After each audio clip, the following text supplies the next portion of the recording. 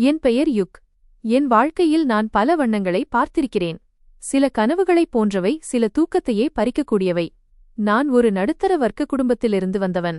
என் வீடு சிறியது, ஆனால் அங்கு அன்பு மிகப்பெரிய விஷயமாக இருந்தது. அப்பா அதிகாலையிலேயே அலுவலகம் கிளம்பிவிடுவார். அம்மா நாள் முழுவதும் எனக்காக உழைத்துக்கொண்டே இருப்பார். அவர்களுக்கு ஒரே ஒரு ஆசைதான் இருந்தது. என் மகன் படித்து பெரிய ஆளாக வேண்டும், கௌரவத்தை பெற வேண்டும், இந்த உலகில் அவன் பெயர் நிலைக்க வேண்டுமென்று. நானும் அதையேதான் விரும்பினேன்.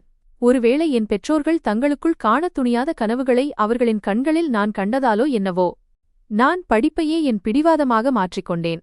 ஒரு சிறிய பள்ளியில் தொடங்கிய என் பயணம் கல்லூரி வரை எட்டியபோது ஒவ்வொரு நாளும் எனக்கு ஒரு புதிய வைராக்கியமாகவும் உழைப்பாகவும் மாறியது. நான் பல்கலைக்கழகத்தை அடைந்தபோது இனி வாழ்க்கை மாறப்போகிறது என்று தோன்றியது. யுக், என்ன நடந்தாலும் சரி, நீ தோற்றுப்போகக்கூடாது என்று எனக்குள்ளேயே நான் சத்தியம் செய்து கொண்டேன். ஆனால் காலம் ஒவ்வொரு நாளும் ஒரு புதிய அறையை அறைந்தது. படிப்பின் அழுத்தம், விலைவாசி உயர்வு, கல்வி கட்டணம் செலுத்துவதற்கான கவலை. சில நேரங்களில் எல்லாவற்றையும் விட்டுவிடலாம் என்று கூட தோன்றும். அப்பா மாலையில் களைப்புடன் வீடு திரும்பி, மகனே, நன்றாக படி. நம்மிடம் வேறு எதுவும் இல்லை, உன் படிப்புதான் நம் வாழ்வாதாரம் என்று சொல்வார். நான் மௌனமாக இருப்பேன், ஆனால் உள்ளுக்குள் உடைந்து போவேன். வாழ்க்கை இப்போது வெறும் புத்தகங்களில் மட்டும் இல்லை, ஒவ்வொரு அடியிலும் ஒரு புதிய போர் என்பதை அவர்களுக்கு நான் எப்படிச் சொல்வேன்? பலமுறை இரவில் நான் ரகசியமாக அழுவேன். அது அம்மாவுக்கு தெரியவே தெரியாது. என் வகுப்பில் இருக்கும் மாணவ மாணவிகள் பெரும்பாலும் விலை உயர்ந்த செல்போன்கள், பிராண்டட் உடைகள் மற்றும் கார்களில் வருவார்கள். அவை எதுவுமே என்னிடம் இல்லை. ஆனால் என் புத்தகங்களில் இருந்த கனவுகளுக்கு விலை மதிப்பதே இல்லை அல்லவா? நான் என் கட்டணத்திற்காக நண்பர்களிடம் பேசி அவர்களுக்கு நோட்ஸ் விற்பேன், சில சமயம் டியூஷன் எடுப்பேன். பணம் சேர்த்து சிறு சிறு கனவுகளை நிறைவேற்றுவேன். ஆனாலும் ஏதோ ஒரு குறை இருப்பது போலவே தோன்றும். ஒரு நாள் பல்கலைக்கழகத்தில் ஒரு புதிய பேச்சு கிளம்பியது. ரியா மிகப்பெரிய பணக்கார பெண், அவளுடைய அப்பாவுக்கு பெரிய பிசினஸ் இருக்கிறது என்று யாரோ சொன்னார்கள். நான் இதையெல்லாம் கேட்டேன், ஆனால் அமைதியாக இருந்தேன். இருப்பினும் எனக்குள் ஒரு சலனம் ஏற்பட்டது. ரியா, அதே பெண்தான், எப்போதும் அமைதியாக, சுத்தமாக மற்றும் தன்னம்பிக்கையுடன் இருப்பாள். அவள் ஒரு பிசினஸ் டைகூனின் மகள். என் இதயம் ஒரு நிமிடம் அதிர்ந்தது. முதல் முறையாக என் மனதில் பேராசை பிறந்தது. நானே என்னிடம் பொய் சொல்லிக் கொண்டேன். யார் கண்டது? இதுதான் அதிர்ஷ்டத்தின் கதவோ என்னவோ? நான் அந்த கதவை தட்டத் தொடங்கினேன். நான் மெல்ல மெல்லரியாவிடம் நட்பை வளர்த்தேன். எங்கள் ஆரம்பம் மிகவும் சாதாரணமாக, ஒரு சம்பிரதாயம் போலவே இருந்தது. அவள் எப்போதும் அமைதியாக இருப்பாள், வகுப்பில் யாரிடமும் அதிகமாக பேசமாட்டாள். ஆனால் அவள் பேசும்போது ஒவ்வொரு வார்த்தையும் நிதானமாக இருக்கும். நான் அவளுடைய கைப்பை மற்றும் காரின் மீது ஒரு பார்வை பார்த்திருந்தேன். என் மனதில் ஒரு எண்ணம் உதித்தது. நான் பல வருடங்களாக எதையெல்லாம் விரும்பினேனோ அது அனைத்தும் அவளிடம் இருந்தது. நான் எதை கனவு கண்டேனோ அந்த வாழ்க்கையைத்தான் அவள் வாழ்ந்து கொண்டிருந்தாள்.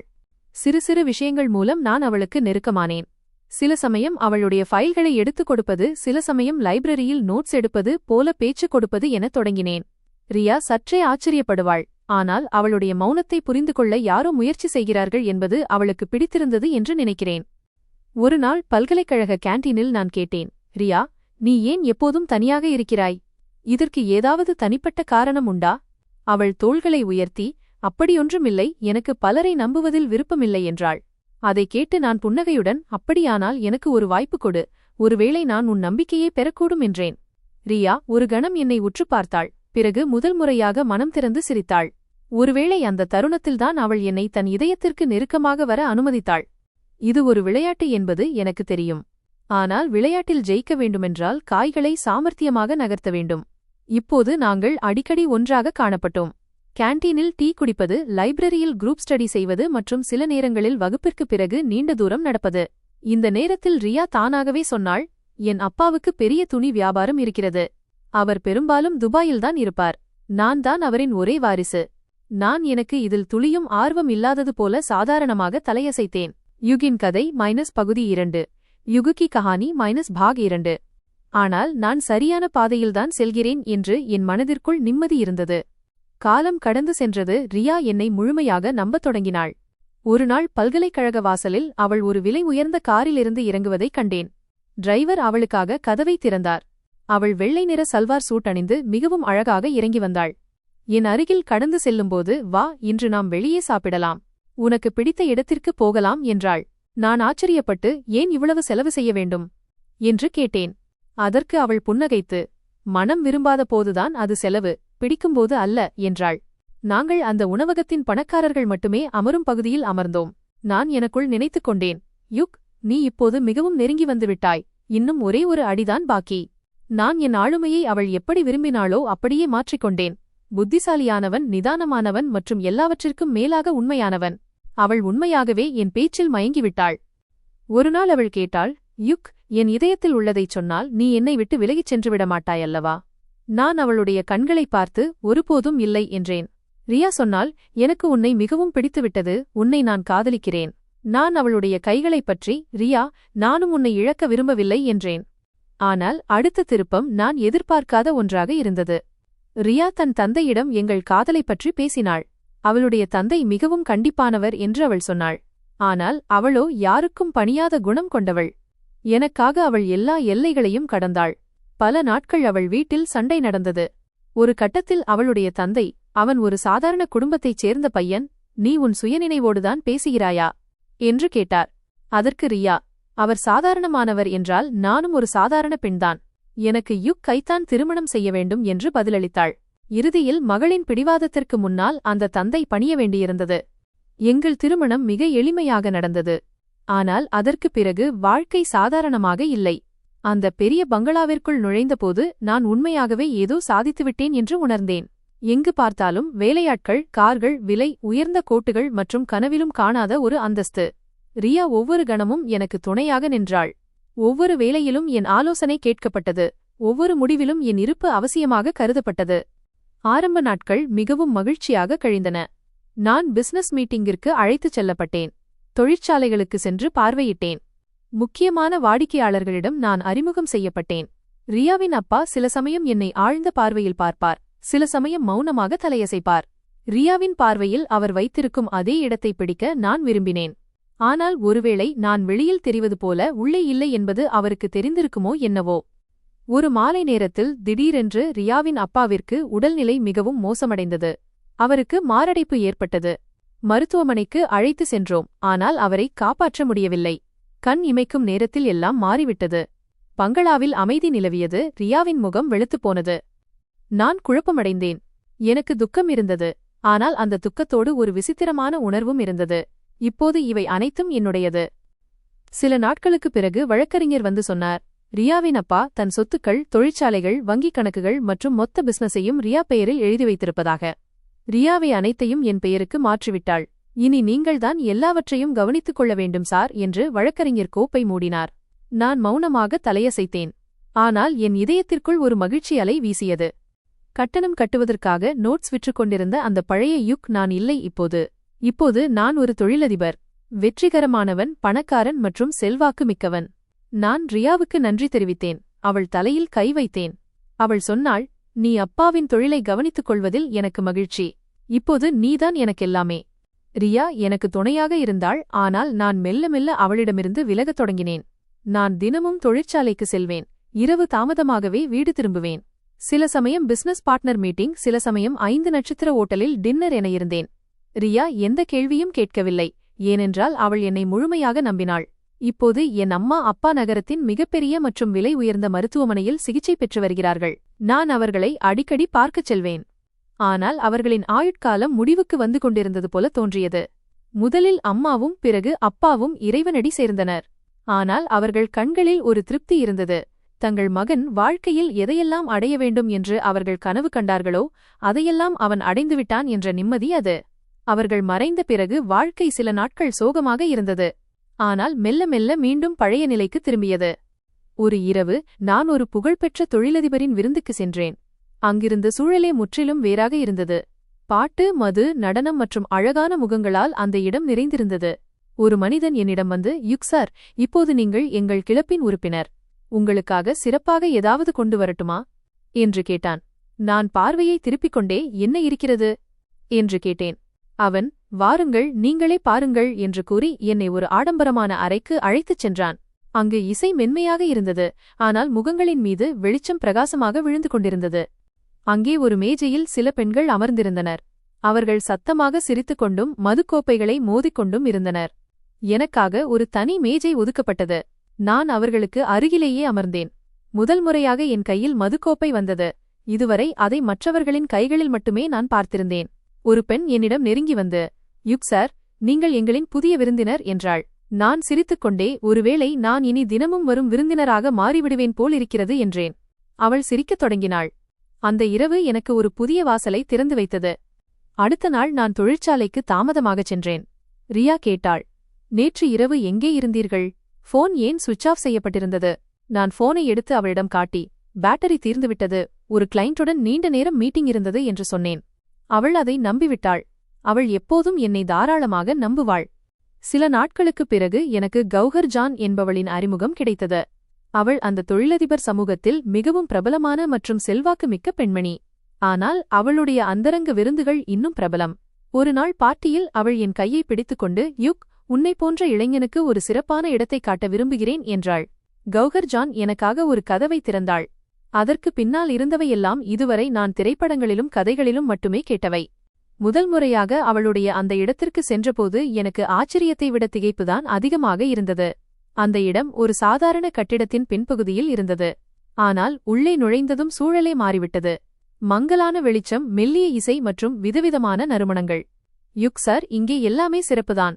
நீங்கள் தேர்ந்தெடுக்க வேண்டியது மட்டும்தான் பாக்கி என்று கௌஹர் புன்னகையுடன் கூறினாள். நான் மௌனமாக அந்த அறைக்குள் பார்த்துக் கொண்டிருந்தேன். எதிரே இருந்த சோபாவில் பல பெண்கள் அமர்ந்திருந்தனர். ஒவ்வொருவரின் தோற்றமும் உடையும் பேச்சும் தனித்துவமாக இருந்தன. அவர்களில் ஒருத்தி என்னை பார்த்து மெல்ல கண் சிமிட்டினாள். நான் பார்வையை திருக்கிக் கொண்டேன். ஆனால் கௌஹர் என் முதுகில் தட்டிக் கொடுத்து, இன்று நீ புதியவன், நாளை இவர்கள் அனைவரும் உன்னை விரும்புபவர்களாக இருப்பார்கள் என்றாள்.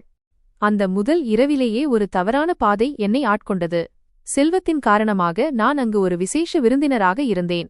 எனக்காக எந்த எல்லையையும் தாண்ட அவர்கள் தயாராக இருந்தனர். கௌஹர் ஜான் ஒரு பெண்ணை சைகை செய்து அழைத்தாள். சாந்தினி, சாருக்கு கம்பெனி கொடு என்றாள். சாந்தினி சிரித்துக்கொண்டே என் அருகில் வந்து அமர்ந்தாள். அவள் பிரகாசமான கண்களைக் கொண்ட பெண். யுக் சார் முதல் முறையாக வருகிறாரா என்று சிரித்துக்கொண்டே கேட்டாள். நான் சற்றே தயக்கத்துடன், ஆமாம், நீயும் கூடச் சிறப்பாகத்தான் தெரிகிறாய் என்றேன். அவள் மீண்டும் கலகலவெனச் சிரித்து, இங்கே அனைவரும் சிறப்பானவர்கள்தான், சிலருக்கு குறைவாக சிலருக்கு கூடுதலாக என்றாள். அந்த இரவிற்குப் பிறகு நான் பின்வாங்குவது என்ற பேச்சுக்கே இடமில்லை. அடுத்த நாள், அதற்கு அடுத்த நாள் என தொடர்ந்தது. நான் ஒவ்வொரு இரவும் அங்கேயே இருந்தேன். ஒவ்வொரு முறையும் ஒரு புதிய முகம், புதிய பேச்சு, புதிய சூழல். நான் எனக்குள் ஒரே ஒரு விதியை மட்டும் வைத்துக் கொண்டேன். யாருடனும் மனதளவில் நெருங்கக்கூடாது, நேரத்தை மட்டும் கழிக்க வேண்டும். ரியாவுக்கு இதைப் பற்றி எதுவுமே தெரியாது. அவள் இன்னும் அந்த பழைய ரியாவாகவே இருந்தாள். ஒவ்வொரு காலையிலும் எனக்காகவும் ஒவ்வொரு இரவிலும் என் வருகைக்காகவும் கண்களில் ஏக்கத்துடன் காத்திருப்பாள். நான் தினமும் ஒரு புதிய பொய்யைச் சொல்வேன். கிளையண்ட்டுடன் இருந்தேன், பிசினஸ் ட்ரிப்பில் இருந்தேன் என்று. நேரம் கடந்துவிட்டது. அடிக்கடி ரியா சொல்லுவாள், யுக், நீ ரொம்ப மாறிவிட்டாய். முன்பு நீ சின்ன சின்ன விஷயங்களைக் கூட என்னிடம் சொல்வாய். இப்போது நீ என்னிடமிருந்து ரொம்ப தூரம் விலகிப் போய்விட்டாய் என்று. வாழ்க்கை மாறிவிட்டது ரியா, எல்லாமே மாறிவிட்டது என்று நான் சொல்வேன். நான் செய்வது தவறு என்று எனக்கே தெரியும். ஆனால் அந்த தருணத்தில் எனக்கு எதுவுமே சரி அல்லது தவறு என்று தோன்றவில்லை. வெறும் என் ஆசைகள் மட்டுமே பிரதானமாக இருந்தன. கௌஹர் ஜான் இப்போது என் அன்றாட வாழ்க்கையின் ஒரு அங்கமாகிவிட்டாள். அடிக்கடி அவளே எனக்கு ஃபோன் செய்வாள். யுக், இன்று ஒரு விசேஷ விருந்தினர் வருகிறார், நீ கண்டிப்பாக வரவேண்டும் என்பாள். ஒரு இரவு அவள் என்னை ஒரு மிகச்சிறந்த பார்ட்டிக்கு அழைத்தாள். அங்கு விஐபிக்கள் மட்டுமே வர முடியும். அந்த விருந்தினகரின் விலை உயர்ந்த பகுதியிலிருந்த ஒரு பெரிய பங்களாவில் நடந்தது. அங்கு சென்றதும் போனை சுவிட்ச் ஆஃப் செய்ய வேண்டும் மற்றும் முகத்தில் ஒரு முகமூடி மாஸ்க் அணிய வேண்டும் என்பது விதிமுறை. உள்ளே நுழைந்ததும் ஒரு புதிய உலகம் என்னை வரவேற்றது. அறைகள் அடர் வண்ணங்களில் மூழ்கியிருந்தன. சுவர்களில் விசித்திரமான ஓவியங்கள் மற்றும் சூழலில் ஒருவிதமான அமைதி நிலவியது. கௌஹர் என் காதில் மெல்லச் சொன்னாள், இந்த இடம் உன் எல்லா ஆசைகளையும் நிறைவேற்றிக் கொள்ளும் இடம், யாரும் எந்த கேள்வியும் கேட்க மாட்டார்கள் என்று. சாதாரண வாழ்க்கையில் மிகவும் கௌரவமானவர்களாகவும் சுத்தமான பிம்பம் கொண்டவர்களாகவும் அறியப்பட்ட பல முகங்களை நான் அங்கு கண்டேன். ஆனால் அங்கே அனைவரும் சமம். எல்லோரும் முகமூடி கழற்றப்பட்டவர்கள். என்னால் என்னை கட்டுப்படுத்த முடியவில்லை. சில நேரங்களில் நானே ஆச்சரியப்படுவேன், தன் பெற்றோரின் வாழ்க்கையை மேம்படுத்த போராடிய அதே யுக் தானா நான் என்று. ஆனால் பிறகு நானே எனக்கு நினைவூட்டிக் கொள்வேன், இவை அனைத்தையும் நான் எனக்காகவே சம்பாதித்தேன், இது எல்லாம் என்னுடையது என்று. ஒருநாள் தொழிற்சாலை அலுவலகத்தில் நான் அமர்ந்திருந்தபோது கணக்காளர் அக்கவுண்டன்ட் வந்து சொன்னார், சார், கடந்த 3 மாதங்களில் உங்கள் தனிப்பட்ட கணக்கில் இருந்து 4 கோடி ரூபாய் எடுக்கப்பட்டுள்ளது. அனைத்தும் ரொக்கமாக கேஷ் எடுக்கப்பட்டுள்ளன என்று. நான் அந்த கோப்பை பெற்று கையெழுத்திட்டுச் சொன்னேன், இன்னும் தேவைப்பட்டால் சொல், கவலைப்படாதே. இப்போது நான் எதையும் யோசிக்காமல் செலவு செய்து கொண்டிருந்தேன், நேரத்தை, பணத்தை மற்றும் என்னையே. என் இரவுகள் கௌஹரினிடத்திலும் பகல் நேரங்கள் பிசினஸ் மீட்டிங்கிலும் கழிந்தன. நான் முதலாளி என்பதால் யாரும் என்னை கேள்வி கேட்கவில்லை. அன்று இரவு கௌஹர் ஃபோன் செய்தாள். யுக், இன்று உனக்காக ஒரு விசேஷமான ஒன்று இருக்கிறது. நீ கேட்டது போலவே ஒரு புதிய விஷயம். நான் உடனே காரின் சாவியை எடுத்துக்கொண்டு எதுவும் கேட்காமல் கிளம்பினேன். இப்போது இது என் வழக்கமாகிவிட்டது. ஒரு ஃபோன் கால், ஒரு வாக்குறுதி, ஒரு முகம் மற்றும் ஒரு இரவு. கௌஹர் நேரத்தையும் இடத்தையும் எனக்கு மெசேஜ் செய்தாள். அந்த இடம் நகரத்திற்கு வெளியே இருந்த ஒரு வெறிச்சோடிய சந்திப்பு, கிராஸ்ரோட். அங்கு பெரும்பாலும் சிலருக்காக பரிசாக கருதப்படும் பெண்கள் கார்களில் ஏற்றிவிடப்படுவார்கள். காரின் ஹெட்லைட் அந்த நிசப்தத்தை கிழித்துக் கொண்டு முன்னேறியது. ஓரிடத்தில் மங்கலான வெளிச்சத்தில் ஒரு நிழல் தெரிந்தது. நான் பிரேக் போட்டேன். கார் நின்றதும் பார்த்தேன். அவள் ஒரு ஒல்லியான குள்ளமான பெண். மிகவும் சாதாரண உடையில், தலையில் வெள்ளை நிற துப்பட்டா அணிந்து பார்வையை தாழ்த்தி நின்றிருந்தாள். நான் கதவை திறந்து உட்கார் என்றேன். அவள் மெல்ல எனக்கு அருகிலிருந்த சீட்டில் அமர்ந்தாள். காரில் நிசப்தம் நிலவியது. நான் அவளை ஒருமுறை பார்த்தேன். அவளுக்கு அதிகபட்சம் 14 வயதுதான் இருக்கும். முகம் மிகவும் அப்பாவியாக இருந்தது. பேச்சுத் திறனே அவளை விட்டுப் போனது போன்ற ஒரு அமைதி. கைகளை மடியில் கோர்த்து வைத்திருந்தாள். அவளை கட்டிக்கொண்டது போல தெரிந்தது. என் வாழ்க்கையில் முதல் முறையாக எனக்குள் ஏதோ ஒன்று உடைந்தது. என்னவென்று தெரியவில்லை. அவளுடைய இருப்பு எனக்கு அந்த பழைய சுகத்தை கொடுக்கவில்லை. நான் பார்வையை சாலையில் வைத்தபடி மெல்ல காரை செலுத்தினேன். கார் அமைதியாகச் சென்றது. ஆனால் எனக்குள் ஒரு போரே நடந்து கொண்டிருந்தது. அந்த பெண் எனக்கு அருகிலேயே அமர்ந்திருந்தாள். இன்னும் அவள் பார்வையை உயர்த்தவில்லை. துப்பட்டாவால் அவள் முகம் முழுமையாக மறையவில்லை. ஆனால் அங்கிருந்த கொஞ்ச வெளிச்சமே போதுமானதாக இருந்தது. என் முன்னே ஒரு கண்ணாடி வைக்கப்பட்டிருப்பது போன்ற உணர்வு ஏற்பட்டது. அதில் என் அழிவை மட்டுமல்ல, வேறொருவரின் அழிவையும் பார்த்தேன். அந்த அழிவின் ஒரு பகுதியாக நானே இருந்தேன். நான் ஒரு வெறிச்சோடிய இடத்தில் காரை நிறுத்தினேன். சுற்றிலும் இருட்டு, காரின் ஹெட்லைட் வெளிச்சம் மட்டுமே இருந்தது. நான் அவளை பார்த்தேன். அவள் நடுங்கிக் கொண்டிருந்தாள். உனக்கு பயமாக இருக்கிறதா என்று நான் மெதுவாக கேட்டேன். அவள் தலையசைத்தாள். பிறகு சில கணங்கள் கழித்துச் சொன்னாள், ஐயா, நான் சீக்கிரம் வேலையை முடித்துக் கொண்டு போக விரும்புகிறேன். என் அம்மாவின் நிலைமை மிகவும் மோசமாக இருக்கிறது. நான் ஒரு நீண்ட மூச்சை விட்டேன். சுயமாக விரும்பி அத்தகைய இடங்களுக்குச் செல்லும் பெண்களின் முகத்தில் நான் கண்டது எதுவுமே உன் முகத்தில் இல்லை. நீ வித்தியாசமானவள் என்றேன். அவள் என் வார்த்தைகளைக் கேட்டு தலையை குனிந்து கொண்டாள். பிறகு திடீரென்று அவளுடைய பொறுமை இழந்தது போல அவள் பேசத் தொடங்கினாள். நான் பிறந்த சில காலத்திலேயே என் அப்பா இறந்துவிட்டார். என் அம்மாதான் மற்றவர்கள் வீடுகளில் பாத்திரம் கழுவி என்னை வளர்த்தார். எங்கள் வாழ்க்கை மிகவும் கஷ்டமாகத்தான் இருந்தது. ஆனால் அம்மா ஒருபோதும் விட்டுக் கொடுக்கவில்லை. நான் மௌனமாக பின்தொடர்ந்தேன். அவள் தொடர்ந்து பேசினாள். கடந்த மாதம் அம்மாவின் உடல்நிலை மோசமடைந்தது. காய்ச்சல், இருமல், பிறகு மூச்சு விடுவதில் சிரமம். மருந்து விலை அதிகம் என்று டாக்டர் சொன்னார். எங்களிடம் இருந்த சேமிப்பு எல்லாம் தீர்ந்துவிட்டது. உறவினர்களிடம் கேட்டோம், அனைவரும் மறுத்துவிட்டார்கள். இறுதியில் என் சிற்றப்பாவிடம் ஃபாதர்ஸ் யங்க பிரதர்ஸ் என்றேன். அம்மாவின் மருந்துக்காக உன் சிற்றப்பா என்ன சொன்னார் என்று நான் கேட்டேன். என் இதயம் கனக்கத் தொடங்கியது. பணம் வேண்டுமென்றால் ஒரு வேலை செய்ய வேண்டும் என்று அவர் சொன்னார். பிறகு அவர் என்னை ஒரு பெண்ணிடம் அழைத்துச் சென்றார். அந்த பெண்தான் கௌஹர் ஜான். அவள் சொன்னாள், நீ ஓரிடத்திற்குச் செல்ல வேண்டும். அங்கு ஒரு நபர் இருப்பார். அவரோடு நீ செல்ல வேண்டும். அவர் கொடுப்பதை பெற்றுக்கொண்டு மீண்டும் வந்துவிடு என்று. நீ எதுவுமே சொல்லவில்லையா என்று கேட்டேன். யோசிப்பதற்கு எனக்கு அவகாசமில்லை. அம்மாவின் மூச்சு பலவீனமடைந்து கொண்டிருந்தது. என் கண்களுக்கு முன்னால் அவர் துடித்துக் கொண்டிருந்தார். என்னிடம் வேறு எந்த வழியும் இல்லை என்றாள். நான் என் கண்களை மூடிக்கொண்டேன்.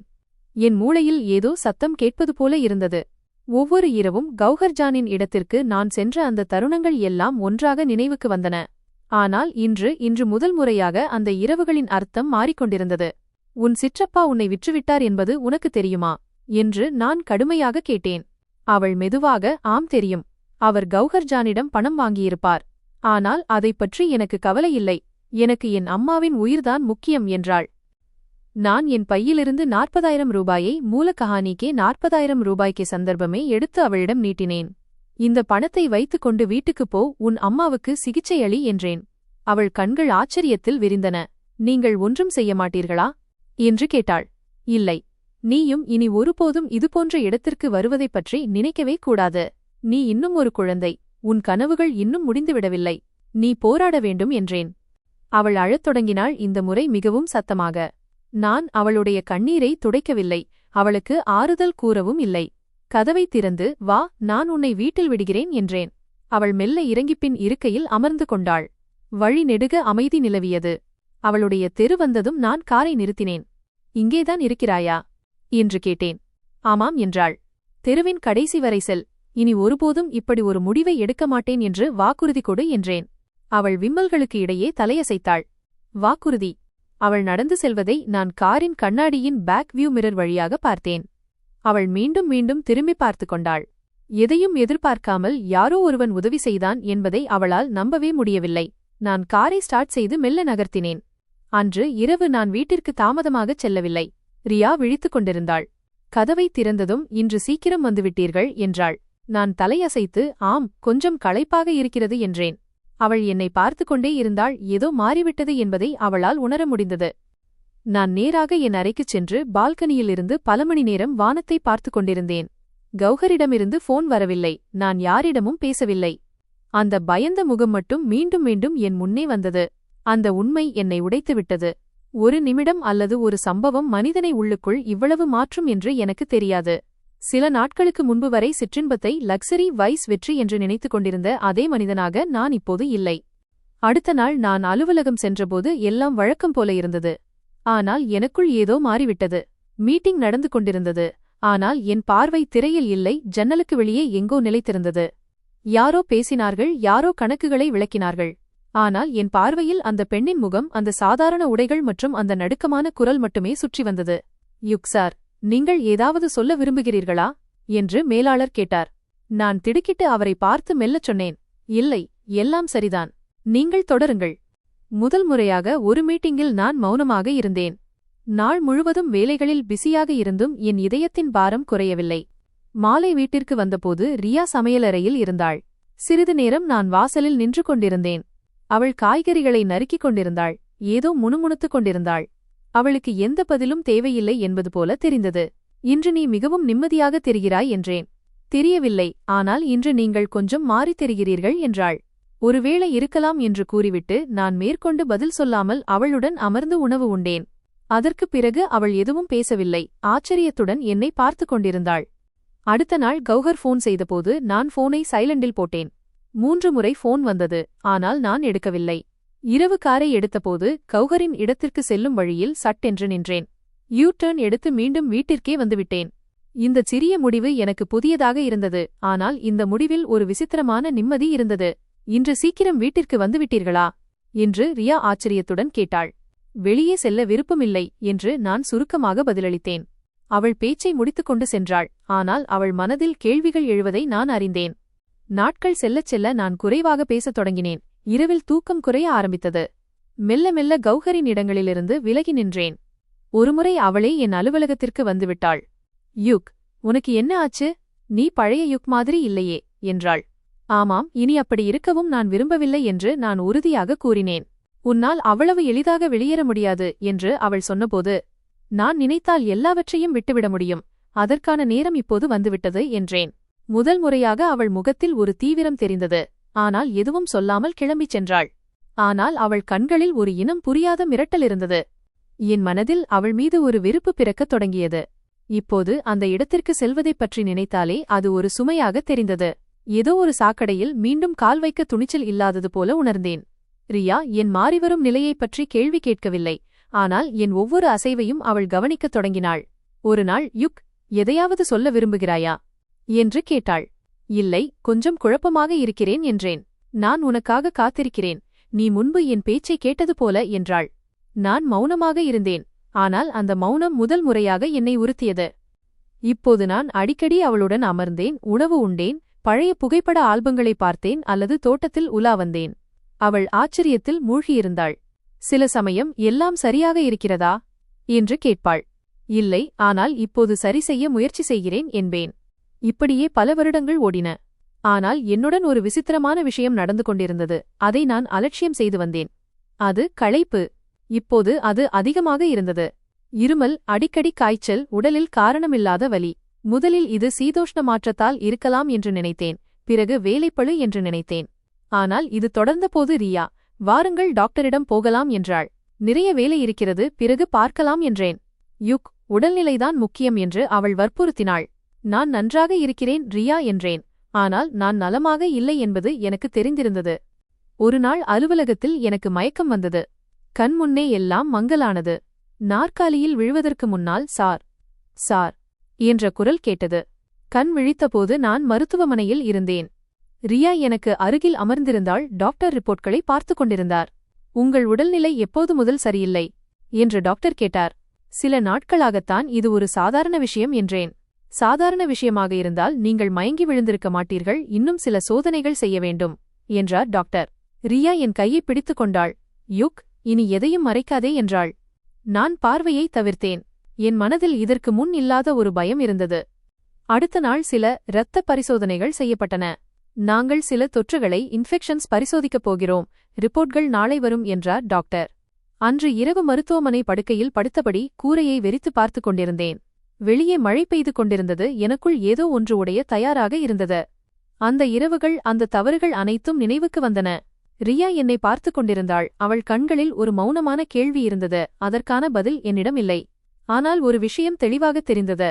நான் எவ்வளவு மாறினாலும் கடந்த காலம் அதற்கான விலையை தீர்மானித்தே தீரும்.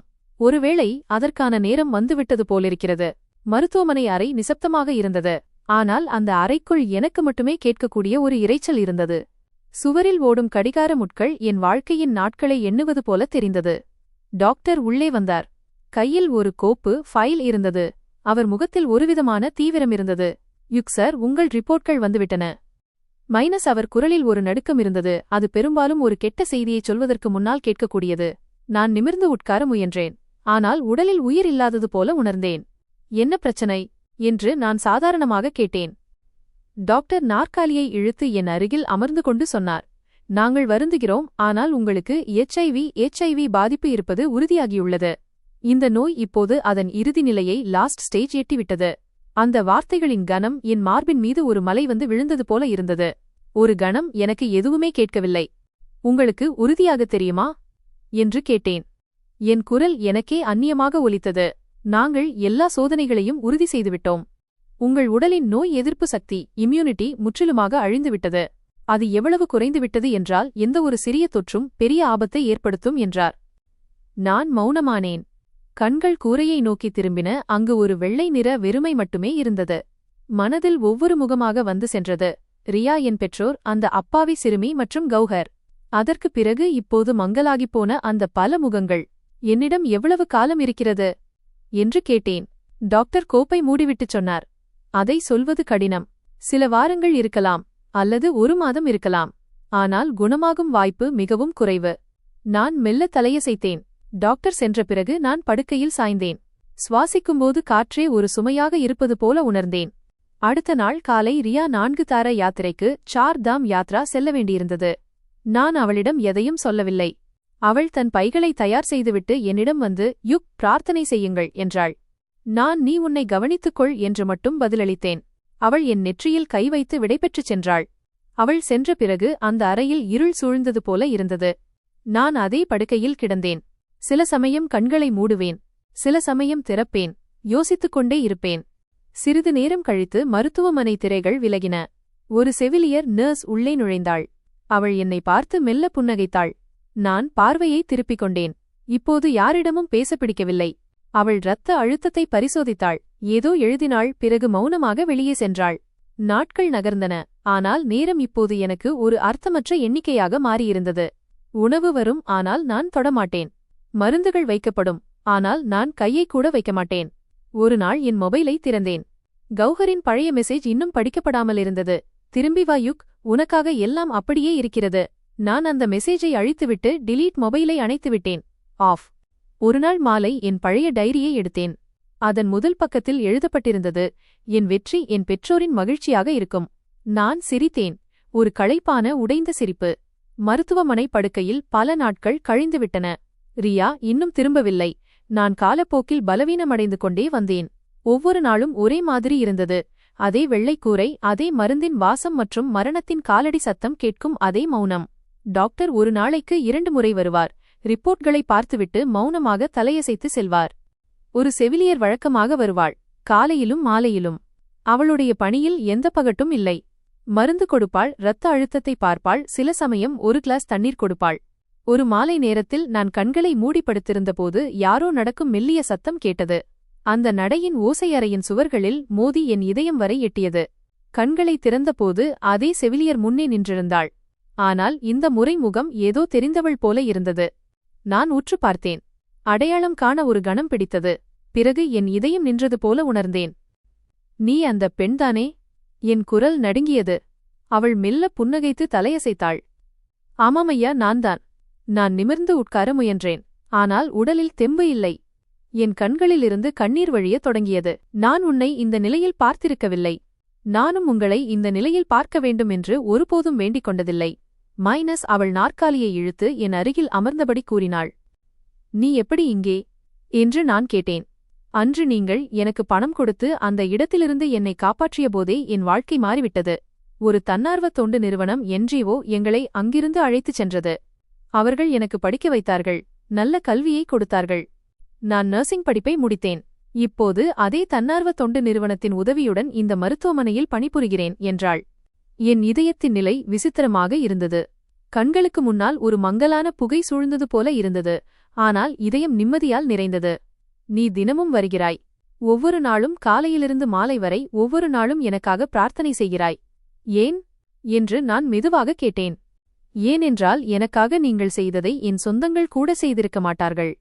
ஒரு காலத்தில் நான் உடைந்து போயிருந்தேன். ஆனால் நீங்கள் என்னை விழவிடவில்லை.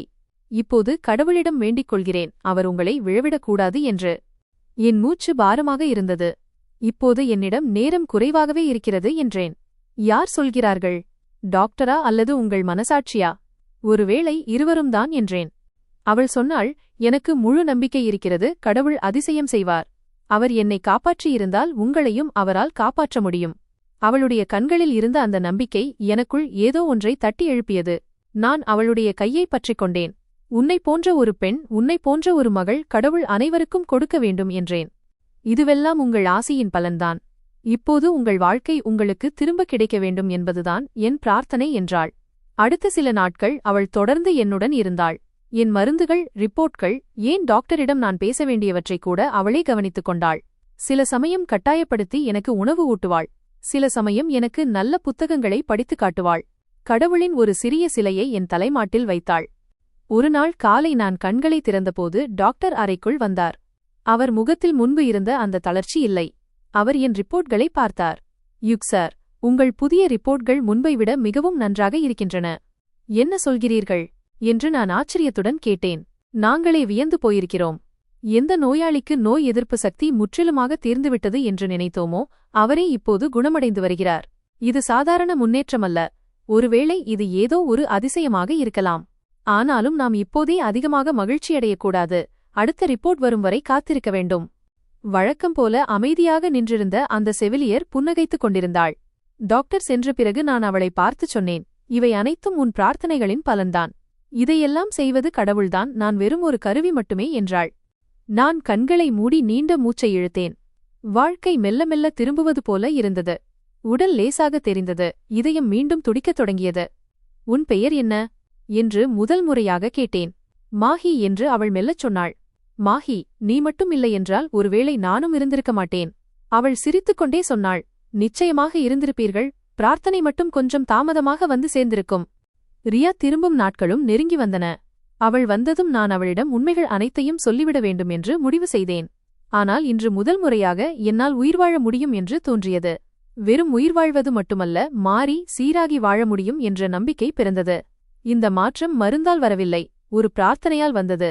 நான் ஒருமுறை பாவத்திலிருந்து காப்பாற்றிய மாஹி என்ற ஒரு அப்பாவி மகளின் வேண்டுதலால் வந்தது. பல நாட்களுக்குப் பிறகு அந்த சத்தம் வெறும் சத்தம் மட்டுமல்ல, என் வாழ்க்கையின் ஒரு புதிய சாட்சி என்று உணர்ந்தேன். ஒவ்வொரு காலையும் எனக்கு மருந்தளிக்கும் செவிலியர் மாஹி இப்போது என் வாழ்க்கையில் ஒரு புதிய ஒளியாக இணைந்துவிட்டாள். சில நாட்களுக்குப் பிறகு டாக்டர் மீண்டும் வந்தார். முதலில் அமைதியாக ரிப்போர்ட்களை பார்த்துக் கொண்டிருந்தார். அறையில் மானிட்டரின் பீப் பீப் சத்தம் மட்டுமே கேட்டது. பிறகு டாக்டர் நாற்காலியை இழுத்து அமர்ந்து சொன்னார், எய்ட்ஸ் நோயின் எந்த நிலையில் நீங்கள் இருந்தீர்களோ அங்கிருந்து மீண்டும் வாழ்க்கையை நோக்கி திரும்புவது என்பது இயலாத ஒன்று போலத்தான் இருந்தது. இப்போது நீங்கள் என்ன சொல்ல விரும்புகிறீர்கள்? என் குரல் இப்போது மிகவும் உறுதியாக இருந்தது. உண்மையிலேயே உங்கள் உடல்நிலையில் முன்னேற்றம் இருப்பதை இப்போது ஏற்றுக்கொண்டுதான் ஆக வேண்டும். வைரஸின் தாக்கம் குறைந்து வருகிறது. உடல் தன்னைத்தானே மீண்டும் சரிசெய்து கொள்கிறது என்றார் டாக்டர். டாக்டர் என்ன சொல்லப் போகிறார் என்பது ஏற்கனவே தனக்கு தெரியும் என்பது போல மாஹி ஒரு பக்கம் நின்று புன்னகைத்துக் கொண்டிருந்தாள். டாக்டர் தொடர்ந்து சொன்னார், அறிவியல் ரீதியாக பார்த்தால் எங்களிடம் இதற்கு பதில் இல்லை. ஆனால் உங்கள் உடல்நிலை தேறிவரும் இந்த வேகத்தை பார்த்தால் இதை ஒரு அதிசயம் என்றுதான் சொல்ல வேண்டும். நான் மாஹியை பார்த்தேன். அவள் அமைதியாக 2 அடி பின்வாங்கி நின்றாள். எனக்கு புரிந்துவிட்டது. இருளிலிருந்து என்னை திரும்ப இழுத்து வந்த அந்த பிரார்த்தனையின் பலன்தான் இது என்று. டாக்டர் ரிப்போர்ட்டை மேஜை மீது வைத்துவிட்டுச் சொன்னார். இதேபோன்ற முன்னேற்றம் தொடர்ந்தால் இன்னும் சில வாரங்களில் இந்த நோயை கட்டுக்குள் கொண்டு வந்துவிடலாம் என்று நாங்கள் நம்புகிறோம்.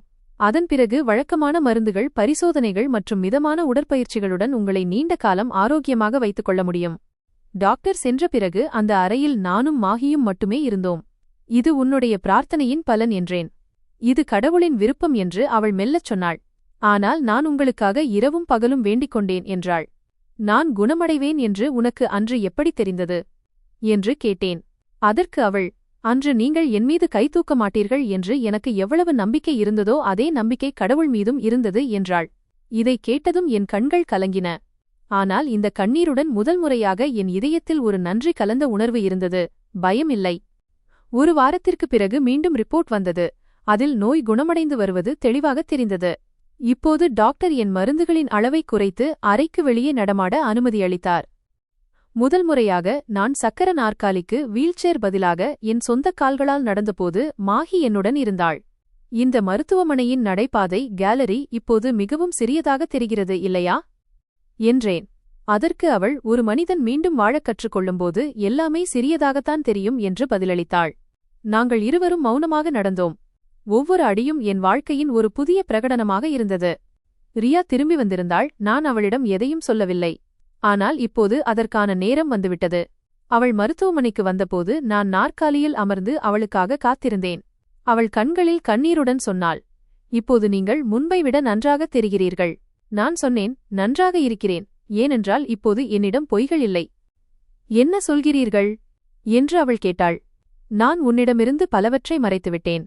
என் வாழ்க்கையில் எதையெல்லாம் நீ தெரிந்து கொள்ளக்கூடாது என்று நினைத்தேனோ அவை அனைத்தும் இருந்தது.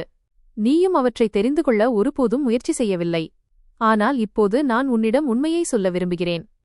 அனைத்தையும் என்றேன். அவள் நாற்காலியை இழுத்து என் அருகில் அமர்ந்து சொல்லுங்கள் என்றாள். நான் அவளிடம் அனைத்தையும் சொன்னேன். கௌஹர், அந்த தவறான வாழ்க்கை, நோய் மற்றும் மாஹியின் கதை. அவள் அமைதியாக கேட்டுக்கொண்டிருந்தாள். ஒரு வார்த்தை கூட பேசவில்லை. ஒரு துளி கண்ணீரை கூட துடைக்கவில்லை.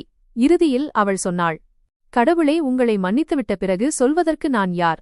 நான் அவளுடைய கால்களில் தலை குனிந்தேன். நீ மட்டும் இல்லையென்றால் ஒருவேளை நான் திரும்பியிருக்க மாட்டேன் என்றேன். நான் உங்களுடன் இருக்கிறேன். ஆனால் இனி நீங்கள் உங்களையும் உடன் வைத்துக் கொள்ள வேண்டும் என்றாள்.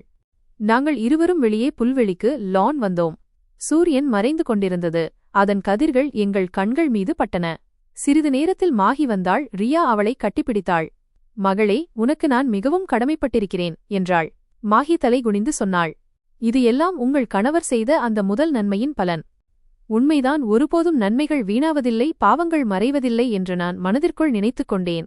ஆனால் எண்ணங்கள் மாறினால் வாழ்க்கையையும் மாற்ற முடியும். நான் இன்னும் நோயாளியாகத்தான் இருந்தேன். ஆனால் நம்பிக்கை இன்னும் மிச்சமிருந்தது. அந்த நம்பிக்கை மருந்தால் வரவில்லை, ஒரு பிரார்த்தனையால் வந்தது. ஒரு காலத்தில் உதவியற்றவளாக இருந்த ஒரு பெண்ணின் பிரார்த்தனை அது.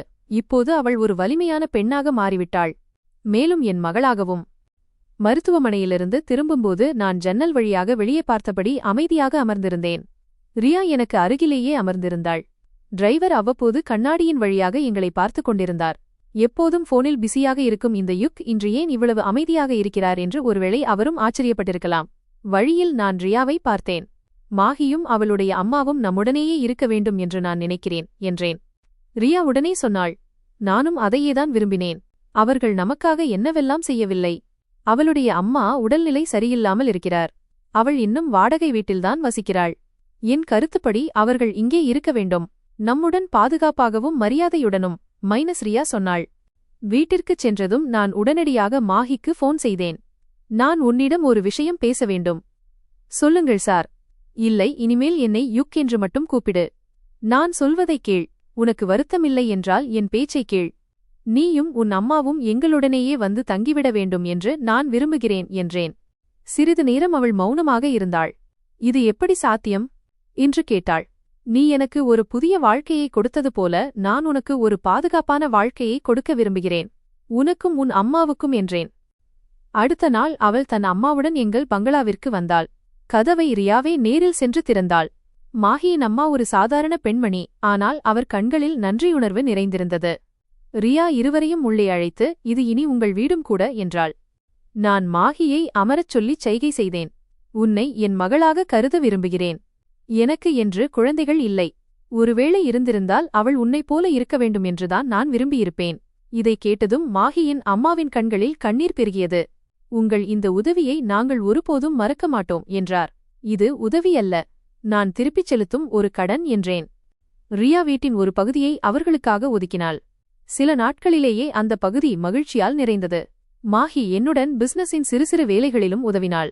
அவள் மிகவும் விரைவாக கற்றுக்கொண்டாள். ஒவ்வொரு பொறுப்பையும் மிகச்சிறப்பாக கையாண்டாள். நீ ஒருநாள் இந்த நிலைக்கு வருவாய் என்று எப்போதாவது நினைத்ததுண்டா என்று கேட்டேன். இல்லை, ஆனால் நீங்கள் என்மீது வைத்த நம்பிக்கை என்மீது எனக்கே நம்பிக்கை வரச் செய்தது என்று புன்னகையுடன் கூறினாள். ரியா மாஹியை மார்க்கெட்டிற்கு அழைத்து செல்வாள். சமையலறையில் அவளிடம் ஆலோசனை கேட்பாள். அவர்கள் இருவரும் ஒருவருக்கொருவர் துணையாக இருப்பதை பார்க்கும்போது என் காலியான இதயத்தை இந்த 2 உறவுகளால் கடவுள் நிரப்பிவிட்டார் என்று எனக்கு தோன்றும். நான் தொழிற்சாலையில் ஒரு புதிய பிரிவை தொடங்கினேன். பெண்கள் மேம்பாட்டு பிரிவு, வுமன் எம்பவர்மெண்ட் யூனிட். வாழ்க்கையில் சோர்ந்து போன பெண்கள் அங்கு பணிபுரிந்தார்கள். அங்கு அவர்கள் பராமரிக்கப்பட்டார்கள். அவர்களுக்கு திறமைகள் கற்பிக்கப்பட்டன. மரியாதையுடன் வாழ்வதற்கான வழிகாட்டப்பட்டது. மாஹி அங்கு ஒருங்கிணைப்பாளராக கோஆர்டினேட்டர் பணியாற்றத் தொடங்கினாள். அவளுடைய முதல் மீட்டிங்கில் அந்த பெண்களிடம் சொன்னாள், நானும் ஒரு காலத்தில் இதேபோன்ற நிலையில்தான் இருந்தேன். ஆனால் ஒருவர் என்னை தவறி விழாமல் காப்பாற்றினார். இப்போது என் முறை. அன்றிலிருந்து ஒவ்வொரு பெண்ணின் கண்களிலும் ஒரு புதிய லட்சியம் பிறந்தது. ஒரு நாள் ரியா என்னிடம் வந்து அமர்ந்து சொன்னாள், இன்று நான் என்னை மிகவும் சிறப்பாக உணர்கிறேன். நீ செய்த இந்த மாற்றங்கள் எத்தனையோ உயிர்களின் அடிப்படை. சில சமயம் நன்மை செய்வதற்கான வாய்ப்பு மிக தாமதமாக வரும். ஆனால் அது வரும்போது எல்லாவற்றையும் மாற்றிவிடும். இப்போது நீ மாறிவிட்டாய், யுக். நான் அவளுடைய கைகளை பற்றிக் கொண்டேன். ஆமாம், இந்த மாற்றத்திற்கு காரணம் நீயும் அந்த பிள்ளையின் பிரார்த்தனையும்தான் என்றேன். இப்போது நான் தினமும் காலையில் சீக்கிரம் எழுகிறேன். பூஜை செய்கிறேன். தோட்டத்துச் செடிகளுக்கு புதிய உயிர் கொடுக்கிறேன்.